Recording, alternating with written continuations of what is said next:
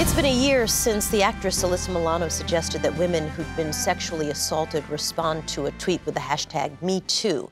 Since then, 81% of women, 43% of men have said that they've experienced some form of sexual harassment in their lifetime. And entertainment icons, elected leaders, CEOs have been ousted from positions of power because of sexual assault allegations. The Me Too movement was actually started more than a decade ago by Tarana Burke. She wanted to create a community to support survivors and take away the shame that many victims of sexual violence say they feel. Today, she is working to make sure that her original vision for Me Too doesn't get lost. Tarana Burke, it's so nice to see you. I can't believe we haven't spoken ever. I know. It's kind of weird, right? Exactly. Right? You talk a lot about turning from this sense of victimhood to survivorship, but I feel like right at this moment, people are sharing their stories of the terrible thing that happened. Is that bad?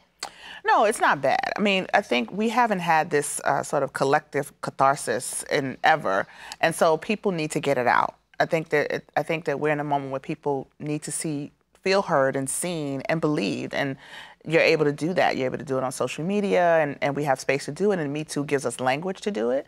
I think it's just not a place for us to stay. You know, our stories are the starting point to start a healing journey.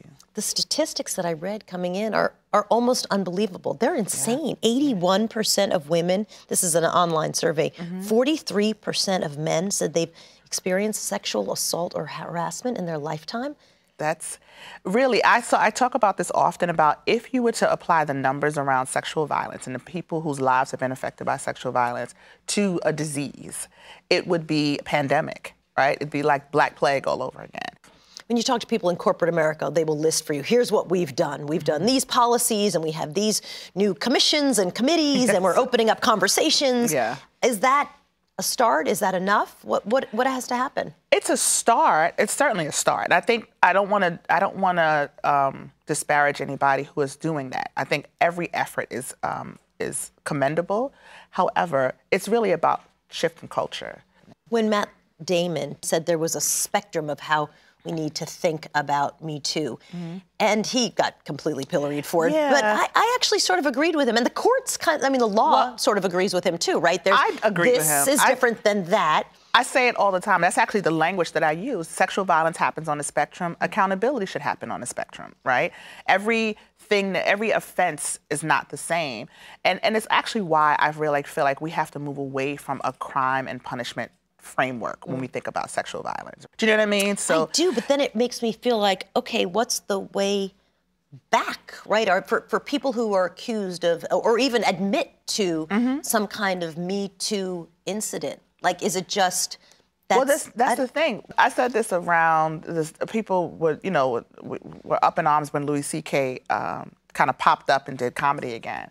And I think he's one of my favorite comedians, right? I love him before, and I think that he has a future after.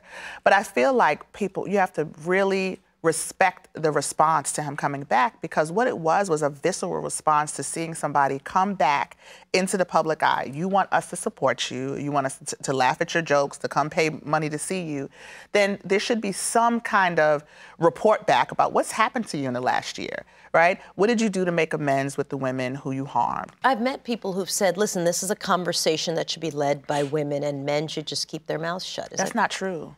I don't believe that. I think that, one, because this is not a women's movement. Women aren't the only people who deal with sexual violence and sexual harassment. We deal with it in large numbers. That's without question. But if we understand that the perpetrators against women are largely men, the conversation can't just be led by women, because we need men to understand that their behavior has to change. What did you see as the impact of the Kavanaugh hearings? I know it was hard, but I'm kind of glad that happened, because I think that people are disconnected. We have made Me Too into a catch-all now, right? I'm like, this is a Me Too experience, or Me Too this. And I think people need to know that when somebody's saying, this is literally me, this happened to me too. And in terms of Kavanaugh, for a person like me who sees opportunity, right, as an organizer and somebody who's trying to move an agenda forward, I see opportunity.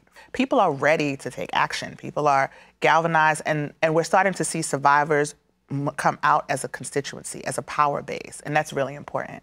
Tarana Burke, the very original founder of Me Too. It's so nice to have this conversation Thank you with you. so much. Thank you for talking with me. Thank you.